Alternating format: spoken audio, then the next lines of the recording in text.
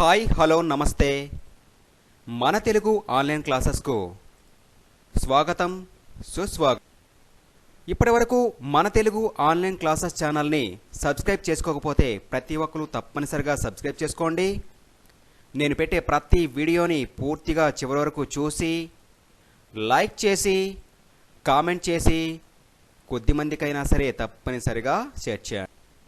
ఈ వీడియోలో మనం ఛందస్సులో ఒకటైనటువంటి చంపకమాల అనే ఒక వృత్త పద్యం యొక్క లక్షణాలను గురులగులు గుర్తించి ఘన విభజన చేయడం ద్వారా నేర్చుకుందాం. సరేనా? చంపకమాల. ఈ వృత్త పద్యమునందు 4 పాదములుండును. ఈ చంపకమాల అనే పేరుగల వృత్త పద్యములో 4 పాదాలు ఉంటాయి. ప్రతి పాదమునందు నజ భజ జజర అను గణములుండును. ప్రతి పాదములో నజ భజ జజర అనే గణాలు ఉంటాయట. యతిస్థానము 11వ అక్షరం. ఈ చంపకమాల అనే వృత్తపద్యం నందు యతిస్థానము 11వ అక్షరము. ప్రాసనియమము ఉంటుంది. ఈ వృత్తపద్యంలో ప్రాసనియమం కూడా ఉంటుంది. ప్రతిపాదమునందు 21 అక్షరములుండును. అయితే ఈ వృత్త పద్యమునందు ప్రతి పాదానికి 21 అక్షరములు ఉంటాయి.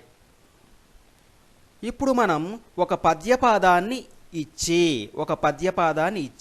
గురులగులు గుర్తించమంటే ముందుగా గురువులు గుర్తించడం ఎలా చెప్తున్నాను, జాగ్రత్తగా వినండి. దానికన్నా ముందు ఒక పద్యపాదాన్ని తీసుకుంటున్నాను, చూడండి. అనుపమమెట్టివారలకు నందదు ధర్మపదంబు ధాత్రిలో అనే ఒక పద్యపాదాన్ని తీసుకున్నాను. ఈ పద్యపాదానికి ఏ అక్షరాలు గురువులవుతాయి, ఏ అక్షరాలు లఘువులవుతాయో అన్న ఆ పాయింట్స్ బట్టి ఇక్కడ ఏం చేద్దాము, ముందుగా గురువుల్ని గుర్తిద్దాం. ఏ అక్షరాలు గురువులు అవుతాయని 6 పాయింట్స్ చెప్పుకున్నాం కదా. అందులో మొదటిది దీర్ఘాక్షరములు గురువులు అన్నాడు. దీర్ఘాక్షరం అంటే ఏ అక్షరాలు? ఆ, ఈ, ఊ, ఏ, ఐ, ఓ, ఔ మరియు వాటితో కూడినటువంటి హల్లుల్ని దీర్ఘాక్షరాలు అంటారు. ఇటువంటి అక్షరాలు ఎక్కడైనా పద్యపాదంలో ఉన్నాయా? ఉంటే వాటిని గురువుగా గుర్తించాలి. చూడండి, అనుపమ మెట్టి వా అనేది దీర్ఘాక్షరం కాబట్టి ఇదేమవుతుంది? గురువు అవుతుంది. దాని తర్వాత వారలకు నందదు ధర్మపదంబు ధాత్రిలో ధా అనేది దీర్ఘమవుతుంది, లో అనేది దీర్ఘమవుతుంది. ధా అనేది గురువుగా గుర్తించాలి. అలానే లో అనే అక్షరాన్ని కూడా మనము గురువుగా గుర్తించాలి. ఇక రెండో పాయింట్కి వచ్చేసరికి బిందువుతో కూడినవి గురువులు. బిందువుతో కూడినవి అంటే ఏంటి? చూడండి, ఆం, కం, చం, టం, డం, తం, నం మొదలైనటువంటి అక్షరాలు అంటే ఇటువంటి అక్షరాలన్నీ కూడా గురువులు అవుతాయంట. మనకి ఇచ్చినటువంటి పద్యపాదంలో అటువంటి అక్షరాలు ఎక్కడైనా ఉన్నాయా? చూడండి, అనుపమ మెట్టి వారలకు నందదులో నా అనేది బిందువుతో కూడినది కాబట్టి నా అనేది గురువు అవుతుంది. అలానే ధర్మపదంబు అనే దాంట్లో పదంబులో ధమ్ అనేది బిందువుతో కూడినది కాబట్టి ధమ్ అనేది ఏమవుతుంది? గురువు అవుతుంది. అర్థమైంది కదా? ఇంకెక్కడైనా బిందువుతో కూడిన పదాలు ఉన్నాయా? ఎక్కడా లేవు. అక్షరాలు ఎక్కడ లేవు కదా. సరే, ఇక 3వ పాయింట్కి వెళ్దాం. 3వ పాయింట్ ఏంటి? విసర్గతో కూడినవి. ఇచ్చినటువంటి పద్యపాదంలో ఎక్కడైనా విసర్గతో కూడినటువంటి అక్షరాలు ఉన్నాయా? విసర్గతో అంటే ఏంటో తెలుసా? చూడండి, అహ, కహ, గహ, పహ, యహ మొదలైనటువంటివన్నిటినీ కూడా విసర్గతో కూడినటువంటి అక్షరాలు అంటారు. అటువంటి అక్షరాలు మనకు ఇచ్చినటువంటి పద్యపాదంలో ఎక్కడా లేవు కాబట్టి తర్వాత పాయింట్కి వెళ్ళిపోదాం. అలానే పొల్లు హల్లుతో కూడినవి గురువులు అవుతాయంట. పొల్లు హల్లుతో కూడినటువంటి అక్షరాలు కూడా గురువులు అవుతాయి. పొల్లు హల్లు అంటే ఏంటి? చూడండి, కల్, గమ్, రై, అన్, కౌ మొదలగు అక్షరాలు ఏవైతే ఉన్నాయో ఆ ఎరుపు రంగులో గుర్తించబడినటువంటి అక్షరాలు మాత్రమే గురువులు అవుతాయి. అటువంటి అక్షరాలు ఎక్కడైనా ఉన్నాయా అంటే పొల్లు హల్లు కూడినటువంటి అక్షరాలు ఎక్కడైనా ఉన్నాయా? పై పద్యపాదం చూడండి, ఎక్కడా లేవు. సో బిందువుతో కూడినవి, విసర్గతో కూడినవి, పొల్లు హల్లుతో కూడినవి గురువులు అవుతాయి అన్నాం కదా. ఇక్కడ ఒక్క విషయం మనం గమనించాలి. బిందువు కానీ, విసర్గ కానీ, పొల్లు హల్లు కానీ లెక్కలోకి రావు. అది గురువు అవ్వదు, లఘువు అవ్వదు. అక్షరాలు కౌంట్ చేసేటప్పుడు లెక్కలోకి కూడా రాదు. ఆ విషయం మాత్రం తప్పనిసరిగా గుర్తుపెట్టుకోవాలి. సరేనా? ఇక 5వ పాయింట్కి వెళ్దాం. ద్విత్వం కన్నా ముందున్నవి గురువులు. ఇచ్చినటువంటి పద్యపాదంలో ఎక్కడైనా సరే ద్విత్వ అక్షరం ఉంటే, ద్విత్వాక్షరం అంటే ఏంటి చూడండి. అమ్మలో మా కిందమా, నాన్నలో నా కిందనా, అక్కలో కా కిందక, అన్నాలో నా కిందన, చెల్లిలో లా కిందల, కర్రాలో రా కిందర, బుగ్గాలో గా కిందగా, ఇలా ఈ అక్షరాలన్నీ కూడా మ, నా, క, ఇన్న, లి, ర, బ ఇవన్నీ కూడా ఏమవుతాయి? ద్విత్వాక్షరాలు అవుతాయి. ద్విత్వాక్షరం అంటే ఏంటి? ఒక హల్లు కింద అదే హల్లు యొక్క గుర్తు రాసినట్లయితే దానిని ద్విత్వాక్షరం అంటారు. అటువంటి ద్విత్వాక్షరాలు ఎక్కడైనా పద్యపాదంలో ఉన్నట్లయితే దానికన్నా ముందున్నవి గురువులు అవుతాయి. చూడండి ఇక్కడ అనుపమ మెట్టివారలకు, మెట్టివారలకు టా కింద టా ఉంది ద్విత్వాక్షరం. దీనికన్నా ముందున్నది ఏమవుతుంది? గురువు అవుతుంది. కాబట్టి దీన్ని ఏం చేద్దాం? మే అనే అక్షరాన్ని గురువుగా గుర్తిద్దాం. ఓకేనా? గురువుగా గుర్తించేసాం. దాని తర్వాత ఇంకెక్కడా కూడా ద్విత్వాక్షరం మనం కనిపించలేదు కాబట్టి తర్వాత ఏం చేయాలి? తర్వాత పాయింట్కి వెళ్ళిపోవాలి. సంయుక్తం కన్నా ముందున్నవి కూడా గురువులు అవుతాయి. సంయుక్తం కన్నా ముందున్న అక్షరాలు కూడా గురువులు అవుతాయంట. సంయుక్తం అంటే ఏంటి చూడండి. ఒక హల్లు కింద వేరొక హల్లు యొక్క గుర్తు రాసినట్లయితే అటువంటి అక్షరాలని సంయుక్త అక్షరాలు అంటారు. ఇక్కడ చూడండి, భర్త, ముక్తి, సత్య, శౌర్యాలో నలుపు రంగుతో ఉన్నటువంటి అక్షరాలు సంయుక్త అక్షరాలు.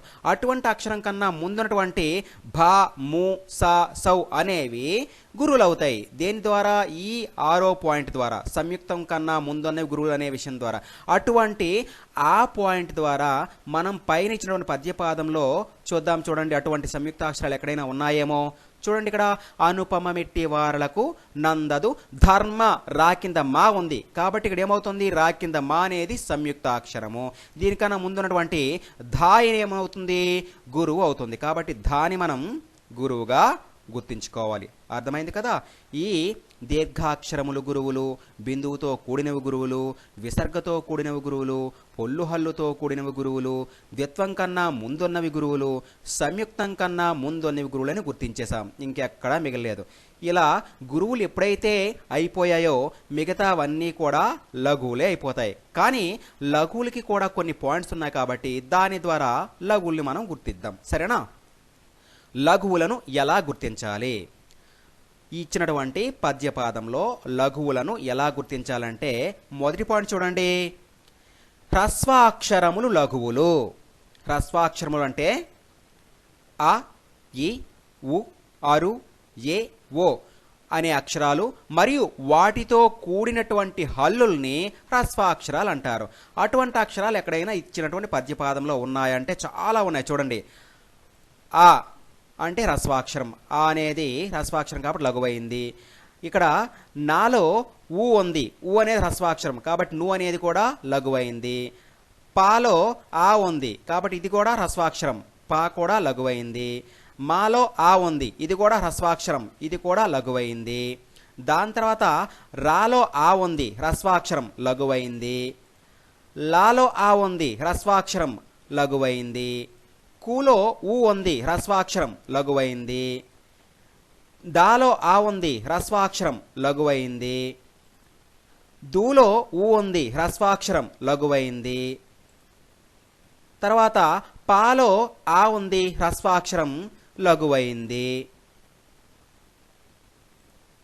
అటు తర్వాత బూలో ఊ ఉంది, హ్రస్వాక్షరం, లఘువైంది. ఇంకెక్కడా కూడా హ్రస్వాక్షరాలు లేవు. ఇక రెండో పాయింట్కి వెళ్దాం.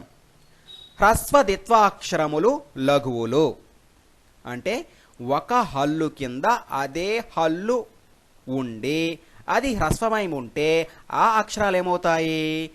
లఘువులు అవుతాయంట. ఉదాహరణ చూడండి, అమ్మ, నాన్న, అక్క, చెల్లి, కర్ర, బుగ్గ అనే ఈ పదాల్లో ఉన్నటువంటి ఎరుపు రంగులో ఉండే అక్షరాలన్నీ కూడా లఘువులు అవుతుంటాయంట. అటువంటి అక్షరాలు ఇచ్చినటువంటి పద్యపాదంలో ఎక్కడైనా ఉన్నాయా?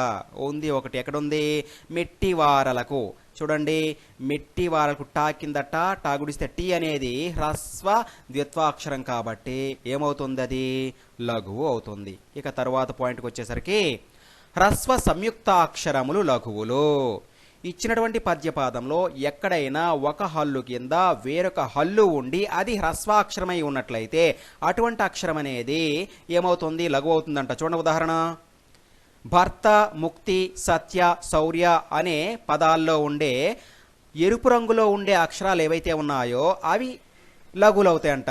చూడండి, ఇక్కడ ధర్మ పదంబులో రా కింద మా అనేది హ్రస్వ సంయుక్తాక్షరం కాబట్టి అది ఏమవుతుంది? లఘువు అవుతుంది. సరేనా? దీన్ని లఘువుగా గుర్తిద్దాం. అర్థమైంది కదా? సో ఇప్పుడు గురువులుని ఎలా గుర్తించాలో గుర్తించాము, లఘువులు ఏ అక్షరాలు అవుతాయి ఎలా గుర్తించాలో గుర్తించాం. సరేనా? ఇప్పుడు గురు లఘువులు గుర్తించాం.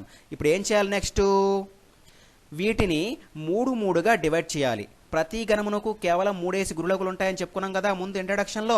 కాబట్టి దీన్ని ఏం చేయాలి? మూడుగా విభజించాలి. చూడండి, ఇప్పటి వరకు మనం ఇచ్చినటువంటి పద్యపాదానికి గురులఘువులు ఎలా గుర్తించాలో అనే విషయాన్ని గురించి చక్కగా నేర్చుకున్నాము, గుర్తుపెట్టాం కూడా. మరి అలా ఛందస్సు వివరణ అనే దాంట్లో మనము ప్రతి గణమునకు కేవలం 3 గురులఘువులు మాత్రమే ఉంటాయి అనే పాయింట్ నేర్చుకున్నాం కదా. కాబట్టి మనం ఇప్పుడు ఏం చేయాలి? అలా మూడుగా విభజించేసి వీటికి గణముల పేర్లు పెట్టాలి. మూడుగా విభజించి వీటికి ఏం చేయాలి? గణముల పేర్లు ఎలా పెట్టాలో చెప్పుకుందాం.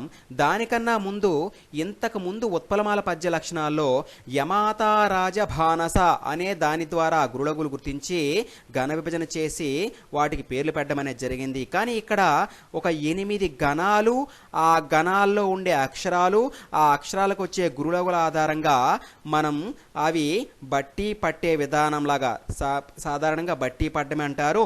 అలాగా అటువంటి ఆ 8 గణాలు మనకు తెలిసినట్లయితే మనం ఆ 8 గణాల ఆధారంగా ఇక్కడ పేర్లు అనేవి పెట్టవచ్చు. ముందుగా చూడండి, విభజిస్తున్నాను. అనుప, మమెట్టి, వారల, కునంద, దుధర్మ, పదంబు, దాత్రిలో. ఓకేనా? అర్థమైంది కదా? మూడుగా ఇప్పుడు విభజించడం అనేది జరిగింది. మరి విభజించిన తర్వాత ఆ 8 గణాలని చెప్పాం కదా, ఏంటో చూడండి. మొదటిది భగనం, ఆది గురువు అంటారు దీన్ని. జగనం, మధ్య గురువు అంటారు దీన్ని. సగనం, అంత్య గురువు వచ్చే గణం. యగనం, ఆది లఘువు వచ్చే గణం. రగనం, మధ్య లఘువు వచ్చే గణం. తగనం, అంత్య లఘువు వచ్చే గణం. మగనం, 3 గురువులు వచ్చే గణం. నగనం, 3 లఘువులు వచ్చే గణం. ఈ 8 గణాల ఆధారంగా, ఈ 8 గణాల యొక్క ఆధారంగా అంటే ఈ 8 గణాల్లో ఏ గణానికి ఏ గురులఘువులు ఉన్నాయో దీన్ని బట్టి ఈ గణం పేరును అక్కడ పెట్టడం అనేది జరుగుతుంది. కాబట్టి ఎలా పెట్టాలో చూద్దామా? చూడండి, మొదట 3 అక్షరాలు లఘువు లఘువు లఘువు అనేది ఉన్నాయి. కాబట్టి ఇచ్చినటువంటి 8 పాయింట్స్లో లఘువు లఘువు లఘువు ఎక్కడుంది? 8వ పాయింట్లో ఉంది. కాబట్టి 8వ పాయింట్ని ఏమంటారు? నగనం అంటారు. నగనం అనేది 3 లఘువులు ఉంటాయి కదా. కాబట్టి దీనికి ఏమని పేరు పెట్టాలి? నగనం అని పేరు పెట్టాలి. దాని తర్వాత లఘువు గురువు లఘువు అనేది ఎక్కడుంది? చూడండి, 2వ పాయింట్లో ఉంది. లఘువు గురువు లఘువు. ఓకేనా? కాబట్టి ఇదేమవుతుంది? జగనం అవుతుంది. కాబట్టి ఇక్కడ జ అని పేరు పెట్టాలి. దాని తర్వాత గురువు లఘువు లఘువు ఎక్కడుంది? చూడండి, ఇచ్చిన 8 పాయింట్స్లో మొదటి గణంలో ఉంది. అంటే ఆది గురువు భగనం అవుతుంది. కాబట్టి ఇక్కడ ఏం చేయాలి? భ అని పేరు పెట్టాలి. దాని తర్వాత మళ్ళా లఘువు గురువు లఘువు ఎక్కడుంది? చూడండి, ముందు ఆల్రెడీ ఒకటి గుర్తించాం. ఎక్కడ? 2వ గణమైనటువంటి జగనం. కాబట్టి ఇక్కడ దీనికి కూడా జ అని పేరు పెట్టాలి. అలానే పక్కది కూడా లఘువు గురువు లఘు, ఇది కూడా ఏమవుతుంది జగనం అవుతుంది, అంటే జ అని పేరు పెట్టాలి. దాని తర్వాత లఘువు గురువు లఘు, ఇది కూడా ఏమవుతుంది జగనం అవుతుంది, కాబట్టి ఇక్కడ ఏమని పేరు పెట్టాలి జ అని పేరు పెట్టాలి. దాని తర్వాత గురువు లఘువు గురువు ఎక్కడుందో చూడండి 5వ పాయింట్లో ఉంది. 5వ పాయింట్ ఏంటది రగనం, కాబట్టి ఇక్కడ ఏమని పేరు పెట్టాలి రా అని పేరు పెట్టాలి. పెట్టాం కదా. ఇచ్చినటువంటి పద్యపాదానికి గురువులు గుర్తించి ఘన విభజన చేసి ఏం చేశాము పేర్లు పెట్టడం అనేది జరిగింది. అర్థమైంది కదా. ఏం పేర్లు వచ్చాయి నా జ భ జ జ జ ర. ఓకేనా. పద్యపాదంలో 4 పాదాలు ఉంటాయని చెప్పుకున్నాము. ప్రతి పాదంలో కూడా నజ భజ జజర అనే గణాలు ఉంటాయని చెప్పాము. నజ భజ జజర అనే గణాలు ఉన్నాయి. అటు తర్వాత యతిస్థానాన్ని గుర్తించాలి. ఇచ్చినటువంటి పద్యపాదంలో యతిస్థానం ఎంత అని చెప్పాము 11వ అక్షరం కదా. ఇక్కడ చూడండి ఆ ను ప 3 మా మెట్టి 6 వారల 9 కు 10 నం అనేది 11 అక్షరం. అంటే ఇందులో చూడండి యతి మైత్రి గల అక్షరాలని చెప్పేసి కొన్ని ఇవ్వడం అనేది జరిగింది. అంటే ఏ అక్షరాలకు యతి మైత్రి గల అక్షరాలు ఉంటాయో అని మీకు గుర్తు రావడం కోసం కిందన మళ్ళా పాయింట్స్ ఇవ్వడం అనేది జరిగింది. ఇక్కడ 11వ అక్షరం అనేది నం, మొదటి అక్షరం అనేది ఆ మొదటి అక్షరం అనేటువంటి ఆకు మరియు 11వ అక్షరంలో ఉండే నం మొదటి అక్షరమైనటువంటి ఆకు 11వ అక్షరంలో ఉండే నం అనే దానిలో ఆ అనే అక్షరానికి యతి స్థానం నిర్ణయించడం అనేది జరిగింది. ఇక్కడ చూడండి 1వ అక్షరం ఆ, 11వ అక్షరంలో ఉన్నటువంటి నంలో ఉండే ఆ అనే 2 అక్షరాలకి యతి వేయడం అనేది జరిగింది. కాబట్టి 11వ అక్షరం సరిపోయిందా లేదా, యతి స్థానం 11వ అక్షరం వచ్చేసింది. ప్రాసాక్షరం అంటే గుర్తించడం. ప్రాసాక్షరం తెలిసిందే కదా. ప్రతి ప్రతి పాదంలో 2వ అక్షరం అనేది ప్రాసాక్షరం అవుతుంది. చూడండి ఇక్కడ అనుపమ అనే దాంట్లో ను అనేది ఏమవుతుంది ప్రాసాక్షరం అవుతుంది. ను అనేది ఏమవుతుంది ప్రాసాక్షరం అవుతుంది. చూడండి ఇక్కడ ను అనే అక్షరం అనేది ప్రాసాక్షరము అనేది అవుతుంది. కాబట్టి యతి స్థానము 11వ అక్షరము, ప్రాసాక్షరము 2వ అక్షరము, ను అనేది ప్రాస అయిపోయి. అర్థమైంది కదా. దాని తర్వాత ఇక ప్రతి పాదమునకు కూడా ఎన్ని అక్షరాలు ఉంటాయి 21 అక్షరాలు ఉంటాయి.